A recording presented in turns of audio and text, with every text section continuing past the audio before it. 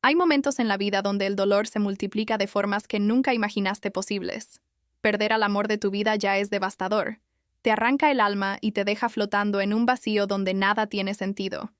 Pero cuando tu propia suegra te ataca en el funeral, frente a toda la familia, gritándote que no mereces nada de su hijo muerto, ahí entiendes que el infierno puede tener muchas capas, cada una más cruel que la anterior. Me llamo Laura. Tengo 32 años. Y esta es la historia de cómo mi suegra intentó destruirme en el peor momento de mi vida, aprovechando mi vulnerabilidad y mi dolor, solo para descubrir que mi esposo había preparado algo que ella jamás imaginó. Todo comenzó un martes lluvioso de octubre, uno de esos días grises donde el cielo parece llorar contigo. Mi esposo Daniel murió en un accidente de tráfico a las 7 de la mañana. 29 años, ingeniero brillante, mi compañero de 10 años, mi mejor amigo, mi todo. Lo perdí en segundos. El conductor borracho que cruzó el semáforo en rojo a toda velocidad también murió en el impacto, así que ni siquiera había alguien a quien culpar, alguien contra quien dirigir toda la rabia y el dolor que sentía.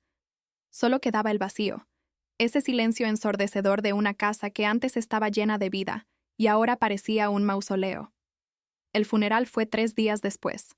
3 días que pasé como zombie, sin dormir, sin comer, respondiendo llamadas y mensajes de condolencias de forma automática. Yo estaba completamente destrozada, funcionando en piloto automático porque mi cerebro simplemente no podía procesar la magnitud de lo que había perdido. Llegué al velorio con mi vestido negro arrugado porque no tenía energía ni para planchar, sin maquillaje porque sabía que lloraría todo el día y cualquier esfuerzo sería inútil. La familia de Daniel ya estaba allí cuando llegué. Su madre Beatriz, una mujer de 58 años con ese aire de superioridad que siempre me hizo sentir pequeña e inadecuada, como si yo nunca fuera suficiente para su hijo perfecto. Sus 2 hermanos, Marco de 35 años y Patricia de 33, con sus respectivas familias, todos vestidos impecablemente, todos con esas expresiones de condolencia que parecían más automáticas que genuinas. Todos me saludaron con una frialdad que cortaba más que cualquier cuchillo. Siempre fui la extraña para ellos, la chica que apareció de la nada y les robó a Daniel, como si el amor fuera un robo y no una elección mutua. Durante la ceremonia intenté mantenerme entera, aferrarme a cualquier fragmento de dignidad que me quedara. Leí unas palabras frente al ataúd. Hablé con voz temblorosa de nuestros sueños compartidos, de la casa que estábamos construyendo juntos con nuestras propias manos, de los viajes que teníamos planeados, de los hijos que queríamos tener. Cada palabra era un cristal en mi garganta, pero las dije todas porque Daniel merecía ser recordado así, con amor y esperanza, no solo con lágrimas. Cuando terminé, volví a mi asiento en la primera fila y sentí la mirada de Beatriz clavándose en mi espalda como cuchillos calientes, juzgándome incluso en ese momento tan terrible. Después del entierro, todos volvimos a la casa de Beatriz para la tradicional reunión familiar. Ese ritual incómodo donde la gente come bocadillos y habla en voz baja mientras evita mencionar al muerto directamente. Yo no quería estar ahí. Solo quería irme a casa, meterme en la cama que todavía olía a Daniel y desaparecer del mundo. Pero era lo que se esperaba, lo que la tradición dictaba. Me senté en una esquina apartada de la sala, sosteniendo una taza de café que alguien me había dado y que no podía beber porque tenía un nudo en el estómago que hacía imposible tragar cualquier cosa. Entonces Beatriz se acercó. No venía sola. Traía a Marco y Patricia con ella, como un general que trae a sus soldados para una batalla. La forma en que caminaban hacia mí, con esa determinación y esas expresiones duras, me hizo saber inmediatamente que algo malo estaba por pasar. Laura, necesitamos hablar sobre la herencia de Daniel, dijo Beatriz sin ningún preámbulo, sin siquiera preguntarme cómo estaba, sin un gramo de empatía en su voz. Su tono era frío, cortante, puramente transaccional. Ni siquiera habían pasado 6 horas desde que enterramos a mi esposo, su hijo, y ya estaba hablando de dinero como si Daniel fuera simplemente una cuenta bancaria que había dejado de existir. Beatriz, ahora no es el momento, respondí con voz quebrada, tratando de mantener algo de compostura. Claro que es el momento. No hay mejor momento que ahora, respondió ella con esa actitud autoritaria que siempre usaba. Daniel tenía propiedades, inversiones, dinero en el banco, un seguro de vida considerable, y antes de que empieces a hacerte ilusiones sobre quedarte con todo, quiero que sepas algo muy importante. Se cruzó de brazos y me miró directamente a los ojos con desprecio puro. Tú no mereces nada de lo que mi hijo trabajó toda su vida. Las palabras me golpearon como bofetadas físicas.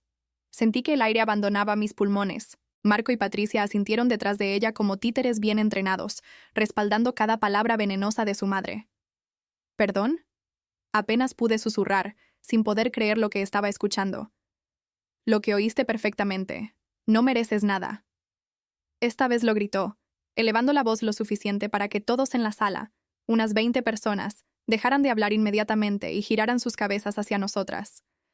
Beatriz quería una audiencia. Quería humillarme públicamente. Estuviste casada con mi hijo solo 5 años. 5 miserables años de los 29 que él vivió. ¿Y tú crees que eso te da derecho a su patrimonio? Yo lo crié sola después de que su padre nos abandonara. Yo lo eduqué. Sacrifiqué todo por él. Pagué cada centavo de su universidad para que se convirtiera en el profesional exitoso que era. Yo soy su verdadera familia, su sangre, su raíz. Tú solo fuiste un capricho, una fase. Así que cuando el notario reparta la herencia la semana que viene, espero que entiendas tu lugar en esta familia y no causes problemas intentando reclamar lo que no te corresponde. Me quedé completamente paralizada en esa silla, incapaz de moverme o responder. Las lágrimas comenzaron a correr por mi rostro, pero esta vez no eran solo de tristeza. Eran de humillación profunda, de rabia impotente, de una sensación de injusticia tan grande que me ahogaba. Todos en esa sala me miraban ahora, algunos con lástima genuina en sus ojos, otros con incomodidad evidente porque presenciar algo así era tremendamente incómodo. Pero absolutamente nadie dijo nada en mi defensa. Ni un solo familiar, ni un solo amigo de Daniel se atrevió a contradecir a la matriarca de la familia. Daniel me amaba. Logré decir finalmente entre lágrimas, mi voz apenas un susurro tembloroso. Éramos un equipo. Construíamos una vida juntos. Teníamos planes, sueños compartidos. ¡Ay, por favor, no seas ridícula! Beatriz soltó una risa cruel que sonó más como un ladrido. Daniel era un buen chico, noble y gentil, que se dejó engatusar por una cara bonita y unas palabras dulces. Pero al final del día, la sangre es sangre, Laura. Y tú no eres sangre nuestra, nunca lo serás. Eres una extraña que se coló en nuestra familia. Así que te voy a dar un consejo gratis. Vete a casa ahora mismo, procesa tu duelo en privado, y cuando llegue el momento de la lectura del testamento, acepta lo que te den sin hacer escándalo. No tienes nada que hacer aquí entre nosotros. Beatriz me dio la espalda con un movimiento dramático y se alejó, con Marco y Patricia siguiéndola como sombras leales, dejándome completamente destrozada frente a todos esos ojos que me observaban. Salí de esa casa casi corriendo, tropezando con mis propios pies. Subí a mi auto con manos temblorosas, y antes de siquiera poder poner el cinturón de seguridad, comencé a llorar de una forma que nunca había llorado antes, sollozos profundos que sacudían todo mi cuerpo. Lloré hasta que no me quedaron lágrimas, hasta que mi garganta dolía y mis ojos estaban tan hinchados que apenas podía ver el camino a casa. Durante las semanas siguientes viví en una especie de limbo emocional, un piloto automático que me permitía funcionar lo mínimo necesario. Iba al trabajo porque necesitaba el dinero y la distracción. Me sentaba frente a mi computadora 8 horas sin realmente procesar nada de lo que hacía. Volvía a casa cuando oscurecía. Me acostaba en el lado de la cama que solía ser de Daniel y me quedaba mirando fotos en mi teléfono hasta que el agotamiento me vencía cerca del amanecer. La soledad era absolutamente asfixiante, un peso constante en mi pecho que hacía difícil respirar. Pero peor que la soledad era el veneno que Beatriz había plantado en mi mente con sus palabras crueles. Sus acusaciones comenzaron a crecer como malas hierbas en mis pensamientos. ¿Y si tenía razón? ¿Y si Daniel nunca planeó dejarme nada porque en el fondo consideraba que nuestra relación era temporal? ¿Y si yo realmente no era tan importante como creía? ¿Y si todo lo que construimos juntos era una ilusión mía y él simplemente era demasiado amable para decírmelo? Esos pensamientos me torturaban en las noches interminables, convirtiéndose en un loop mental del que no podía escapar. Dejé de contestar llamadas de amigos que intentaban apoyarme porque no tenía energía para fingir que estaba bien. Mi apartamento se convirtió en un santuario de tristeza donde las cortinas permanecían cerradas y los platos se acumulaban en el fregadero. 2 meses completos después del funeral, cuando ya había perdido casi 10 kilos y mis amigos amenazaban con internarme por preocupación, recibí una llamada inesperada. El número no estaba registrado en mi teléfono, pero algo me hizo contestar. Era el notario de Daniel. Su nombre era Roberto Mendoza. un hombre de unos 60 años con una voz extraordinariamente calmada y profesional, que contrastaba brutalmente con el caos emocional en el que yo vivía. Me explicó que era momento de proceder con la lectura oficial del testamento de Daniel, que era un trámite legal necesario que había sido pospuesto para darme tiempo de procesar el duelo inicial. Me citó en su oficina para el viernes siguiente a las 10 de la mañana. Mi corazón comenzó a latir con una fuerza descontrolada mientras conducía hacia allá ese viernes. Mis manos sudaban tanto que el volante resbalaba. No sabía qué esperar. Solo sabía que Beatriz estaría presente junto con Marco y Patricia, y la idea de volver a verlos después de aquella humillación pública me hacía querer vomitar. Cuando llegué a la oficina del notario, un edificio profesional en el centro de la ciudad, con pisos de mármol y paredes de vidrio, ellos ya estaban sentados en la sala de espera. Beatriz llevaba un traje negro elegante y su característico collar de perlas, luciendo como si estuviera asistiendo a una reunión de negocios en lugar de la lectura del testamento de su hijo muerto. Me lanzó una mirada de desprecio puro. Esos ojos entrecerrados que decían claramente: «No deberías estar aquí», sin necesidad de palabras. Marco revisaba su teléfono con indiferencia, como si esto fuera un trámite menor en su día ocupado. Patricia limaba sus uñas meticulosamente. Ni siquiera levantó la vista cuando entré. Me senté lo más lejos posible de ellos, en la esquina opuesta de la sala, tratando de hacerme invisible mientras esperábamos. La tensión en el aire era tan espesa que podía cortarse con un cuchillo. Finalmente, una secretaria nos invitó a pasar a la oficina principal. Era un espacio amplio con estanterías llenas de libros legales, un escritorio masivo de madera oscura y ventanales que daban a la ciudad. El notario Roberto Mendoza entró momentos después, cargando una carpeta gruesa de manila que colocó ceremoniosamente sobre su escritorio. Se sentó frente a nosotros, ajustó sus lentes de lectura con un movimiento preciso y nos miró a todos con una seriedad profesional que hacía obvio que este hombre había presenciado innumerables dramas familiares a lo largo de su carrera. Buenas tardes a todos. Gracias por venir. Estamos aquí para proceder con la lectura del testamento de Daniel Alejandro Hernández Ruiz, quien falleció el 15 de octubre del presente año. Antes de comenzar con la lectura formal, debo informarles que este caso particular tiene algunas particularidades legales y disposiciones específicas que probablemente ninguno de ustedes conocía. Su tono era neutral, imposible de leer. Beatriz se inclinó hacia adelante en su silla inmediatamente, con una sonrisa confiada dibujándose en sus labios. Esa sonrisa decía todo. Estaba absolutamente segura de que todo el patrimonio de Daniel sería para ella, que esta reunión era simplemente una formalidad antes de que pudiera tomar control de todo. Marco y Patricia intercambiaron miradas de complicidad, probablemente ya planeando mentalmente cómo gastarían su parte. Yo solo quería que esto terminara de una vez, que me dijeran lo que fuera necesario para poder irme a casa y seguir con mi vida de dolor y soledad. El notario abrió la carpeta y sacó varios documentos oficiales con sellos y firmas. Muy bien, procederé a leer las disposiciones testamentarias. Daniel Hernández dejó un patrimonio considerable que fue cuidadosamente documentado y valuado. Las propiedades inmobiliarias, que incluyen un apartamento en el centro de la ciudad y una casa de campo en las afueras, fueron valuadas en un total de $800,000. Las inversiones en bolsa y fondos mutuos ascienden a $350,000.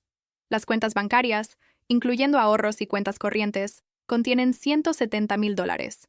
Adicionalmente, existe un seguro de vida por un monto de $500,000. En total, el patrimonio que Daniel dejó asciende a aproximadamente $1,820,000.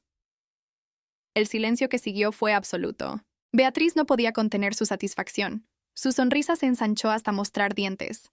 Marco y Patricia se miraron con ojos brillantes, probablemente haciendo cálculos mentales de cuánto les tocaría a cada uno. Yo sentía náuseas. No estaba ahí por el dinero. Nunca lo había estado. Pero escuchar esas cifras hacía todo tan real, tan final. Daniel había trabajado tan duro toda su vida. Había sido tan cuidadoso con sus finanzas. Y ahora todo eso sería distribuido como si fuera simplemente mercancía. El notario continuó, imperturbable ante las reacciones en la sala. Ahora procederemos con la distribución según las disposiciones testamentarias que Daniel estableció. Cito textualmente del documento. A mi madre, Beatriz Hernández de Ruiz, le dejo la cantidad de $20,000, con la condición expresa de que sean utilizados exclusivamente para su jubilación y cuidado en sus años finales. El silencio que siguió fue ensordecedor. La sonrisa de Beatriz se congeló en su rostro como si alguien hubiera presionado pausa en un video. Sus ojos se abrieron enormemente. Su boca se abrió ligeramente, pero no salió ningún sonido. El notario continuó leyendo sin inmutarse. A mi hermano Marco Hernández le dejó la cantidad de $15,000. A mi hermana Patricia Hernández le dejó la cantidad de $15,000. Marco se puso de pie abruptamente, su silla raspando ruidosamente contra el piso de madera. ¿Qué? ¿Solo 15,000? Tiene que haber un error. Algún error en los documentos. Su voz subió varios decibeles, el pánico comenzando a filtrarse en su tono. No hay ningún error, señor Hernández. Por favor, tome asiento. El notario mantuvo su voz profesional y calmada, claramente acostumbrado a este tipo de reacciones. Los documentos fueron preparados con extremo cuidado y revisados múltiples veces. Ahora, si me permiten continuar. El resto del patrimonio, que asciende a $1,770,000, incluyendo todas las propiedades inmobiliarias, todas las inversiones en bolsa, todas las cuentas bancarias y el seguro de vida completo, se lo dejo íntegramente, sin excepciones ni condiciones, a mi esposa Laura Martínez de Hernández. El mundo dejó de girar en ese instante. El tiempo se detuvo completamente. No podía respirar. No podía procesar lo que acababa de escuchar. ¿Había escuchado bien? ¿El notario realmente acababa de decir mi nombre? ¿Daniel me había dejado prácticamente todo? Las palabras rebotaban en mi cabeza sin encontrar un lugar donde asentarse. Beatriz se levantó de un salto tan violento que su silla cayó hacia atrás con un estruendo. Su rostro había pasado de pálido a un rojo intenso en cuestión de segundos, las venas en su cuello sobresaliendo visiblemente. «Eso es completamente imposible. Daniel jamás haría algo así. Tiene que haber un error garrafal, o peor, tiene que haber manipulación, fraude. Ella lo manipuló, lo obligó a cambiar el testamento cuando estaba vulnerable». Su voz era un grito agudo, lleno de veneno y desesperación. «Señora Hernández, le aseguro que no hay ningún error». El notario mantuvo su compostura profesional, aunque su tono se volvió más firme. Daniel actualizó su testamento hace exactamente 1 año y 2 meses, mucho antes de su fallecimiento, en presencia de 2 testigos imparciales y un notario certificado. Fue evaluado psicológicamente para confirmar que estaba en plena capacidad mental y legal para tomar estas decisiones. El documento es completamente válido y vinculante, pero hay algo más que deben saber. El notario sacó varios sobres blancos de la carpeta. Daniel dejó cartas personales para cada uno de ustedes. Consideró importante explicar sus decisiones directamente, con sus propias palabras. Le entregó el primer sobre a Beatriz. Ella lo arrebató de sus manos con movimientos bruscos, casi rasgando el papel en el proceso. Sus manos temblaban incontrolablemente mientras lo abría. Comenzó a leer en silencio, pero a medida que sus ojos recorrían las líneas, su expresión cambió de furia a shock, y luego a algo que parecía dolor mezclado con negación. Sin darse cuenta, comenzó a leer en voz alta, como si necesitara escuchar las palabras para creerlas. «Mamá, si estás leyendo esto, significa que ya no estoy en este mundo. Sé perfectamente que esperabas heredar la mayor parte o todo mi patrimonio. Sé que considerabas que era tu derecho como madre, como la persona que me trajo al mundo y me crió. Pero necesito que entiendas algo fundamental que nunca tuviste el coraje de ver. Laura no es una extraña que apareció de la nada. Laura es mi familia real, mi verdadera compañera, mi alma gemela. Durante 10 años completos me demostró un amor incondicional, desinteresado y genuino que nunca, ni una sola vez, recibí de ti.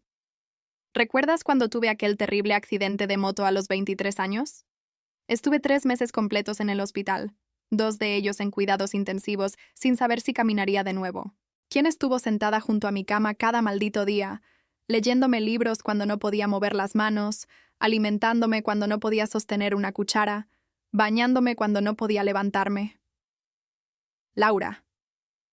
Ella tenía solo 24 años.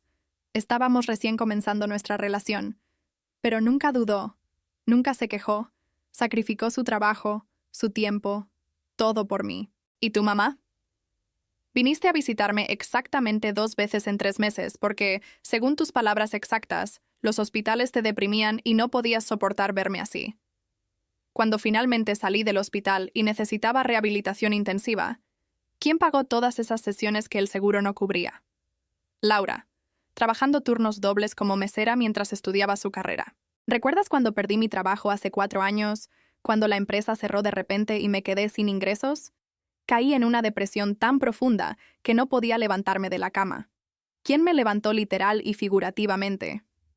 Laura trabajó 2 empleos simultáneamente durante 8 meses para pagar todas nuestras cuentas, la hipoteca, todo, mientras yo intentaba encontrar las fuerzas para seguir adelante. Nunca me hizo sentir menos por estar pasando por eso. Nunca me culpó. Solo me amó y me apoyó incondicionalmente. ¿Y tú? Cuando finalmente te llamé para contarte lo que estaba pasando, tu respuesta fue decirme que era mi culpa por no haber sido más ambicioso, por no haber ahorrado suficiente, por no haber planeado mejor. Me dijiste que era momento de crecer y dejar de esperar que otros me salvaran. Laura es mi verdadera familia, mamá. Ella es quien estuvo ahí en cada momento difícil, quien celebró cada victoria pequeña, quien construyó una vida conmigo basada en amor real, no en obligaciones biológicas. Te dejo $20,000 para tu jubilación, porque legalmente eres mi madre, y quiero asegurarme de que tengas algo, pero no puedes esperar más cuando nunca estuviste realmente presente en los momentos que realmente importaban. Beatriz dejó caer la carta como si quemara sus manos. Su rostro había pasado del rojo furioso a un pálido cenizo. Lágrimas de rabia, dolor y negación corrían por sus mejillas, arruinando su maquillaje perfectamente aplicado, pero esta vez no dijo absolutamente nada. Se había quedado sin palabras, probablemente por primera vez en su vida. El notario procedió a entregar los sobres a Marco y Patricia, quienes los abrieron con manos temblorosas. Las cartas eran más cortas, pero igualmente contundentes, explicando cómo ambos habían desaparecido de su vida excepto cuando necesitaban algo, cómo nunca habían estado presentes en momentos importantes, cómo la familia se había convertido en una transacción conveniente en lugar de un vínculo genuino. Finalmente, el notario me miró directamente. Y, por último, Daniel dejó una carta para usted, Laura. Me entregó un sobre más grande que los demás, más pesado. Mi nombre estaba escrito en la letra inconfundible de Daniel, esa caligrafía que conocía tan bien de años de notas de amor dejadas en la nevera, de listas de compras compartidas, de tarjetas de cumpleaños. Mis manos temblaban tan violentamente que apenas podía sostener el sobre. Lo abrí con cuidado extremo, como si fuera el objeto más frágil del mundo, y saqué varias páginas escritas a mano. El notario me animó suavemente. Si se siente cómoda, puede leerla en voz alta. Daniel expresó que sería apropiado que todos escucharan sus palabras finales para usted. Respiré profundamente, tratando de controlar el temblor en mi voz, y comencé a leer. Mi amor, mi Laura, mi vida entera. Si estás leyendo esto, significa que te dejé demasiado pronto, mucho antes de lo que planeamos, y lo siento con toda mi alma. Siento no estar ahí para verte envejecer con gracia como sé que lo harás. Siento no poder cumplir todas las promesas que te hice. Siento dejarte sola en este mundo cruel. Sé que mi familia, especialmente mi madre, te ha hecho sentir durante años que no eres suficiente, que no mereces estar a mi lado, que eres una intrusa en un club al que nunca pertenecerás. Nada, absolutamente nada, podría estar más lejos de la verdad. Tú eres la razón por la que cada día de mi vida valió la pena vivirlo. Eres la razón por la que me levantaba con una sonrisa cada mañana. Eres la razón por la que creí en el amor verdadero cuando el mundo me había enseñado a ser cínico. Cuando todos me dieron la espalda en mis momentos más oscuros, tú te quedaste. Cuando nadie más creía en mí, cuando ni siquiera yo creía en mí mismo, tú me impulsaste a seguir adelante. Esta herencia no es solo dinero, Laura. No son solo propiedades o cuentas bancarias. Es mi forma de asegurarme de que, incluso si yo ya no estoy físicamente a tu lado, tengas la seguridad financiera para vivir la vida que siempre soñamos juntos. Compra esa casa frente al mar con la que fantaseábamos cada noche antes de dormir. Viaja a todos los lugares de nuestra lista. A Japón para ver los cerezos en flor. A Italia para comer pasta real en Roma. A Nueva Zelanda para ver esos paisajes de película. Vive, mi amor. Vive plenamente. Y si algún día, no importa si es en un año o en 10, encuentras a alguien que te ame con la mitad de la intensidad con la que yo te amé, no te sientas culpable ni por un segundo. Yo solo quiero que seas feliz, que tengas la vida plena que mereces. Mi amor por ti trasciende esta vida y cualquier otra que pueda existir después. Eres y siempre serás el amor de mi vida, tuyo por toda la eternidad, Daniel. Cuando terminé de leer, Estaba completamente destrozada, sollozando de una manera que sacudía todo mi cuerpo. Pero esta vez, por primera vez en 2 meses, no eran solo lágrimas de dolor insoportable. Eran lágrimas de amor profundo, de gratitud infinita, de una conexión que ni siquiera la muerte podía romper. Daniel me había protegido, me había validado, me había amado incluso después de irse de este mundo. Beatriz se levantó de su silla sin decir una sola palabra más. Su rostro era una máscara de derrota y dolor. Recogió su bolso con movimientos mecánicos y salió de la oficina, seguida silenciosamente por Marco y Patricia, quienes tampoco tuvieron el coraje de decir nada más. La puerta se cerró detrás de ellos con un sonido final. Nunca más, ni una sola vez en los años siguientes, intentaron contactarme. 3 años completos han pasado desde ese día que cambió todo. Mientras escribo esto, estoy sentada en la terraza de mi casa frente al mar. Exactamente la casa con la que Daniel y yo soñábamos, mientras mirábamos fotos de bienes raíces en la cama. Usé parte de la herencia para cumplir cada punto de nuestra lista de viajes. Fui a Japón en primavera, y lloré de belleza bajo los cerezos en flor. Fui a Italia y comí la mejor pasta de mi vida en una trattoria escondida en Roma. Fui a Nueva Zelanda y caminé por esos paisajes imposiblemente verdes que parecen de otro planeta. En cada lugar, en cada momento especial, llevé una foto de Daniel conmigo en mi bolsillo y le conté sobre las vistas, los sonidos, las experiencias, como si estuviera ahí conmigo. También doné $100,000 a una fundación que ayuda a familias que perdieron seres queridos en accidentes de tráfico, causados por conductores ebrios. Ayudé a crear un programa de apoyo psicológico gratuito para viudas jóvenes. Es mi forma de honrar la memoria de Daniel de una manera que sé que él habría aprobado completamente, convirtiendo nuestra tragedia en algo que puede ayudar a otros. ¿Beatriz? Escuché a través de conocidos mutuos que todavía vive en su misma casa, rodeada de sus mismos resentimientos, sin haber aprendido nada de todo esto. Marco y Patricia intentaron demandarme 6 meses después para anular el testamento, argumentando manipulación y fraude, pero su caso fue desestimado inmediatamente. La ley estaba completamente de mi lado, y más importante aún, el amor incondicional de Daniel estaba de mi lado. A veces, especialmente en las noches solitarias, la gente piensa que la familia es solo una cuestión de sangre compartida, de ADN y apellidos. Pero yo aprendí de la manera más dolorosa y también más hermosa posible que la verdadera familia es algo completamente diferente. La verdadera familia es quien está ahí sosteniéndote en los momentos más oscuros de tu vida, cuando todo parece perdido. Es quien te levanta cuando caes y no tienes fuerzas para levantarte solo. Es quien te ama sin condiciones, sin expectativas, sin llevar cuenta de lo que das y recibes. Daniel me eligió conscientemente como su familia real, y yo lo elegí a él con la misma convicción. Y aunque su cuerpo ya no está físicamente a mi lado, su amor, su protección, su cuidado me siguen acompañando cada día.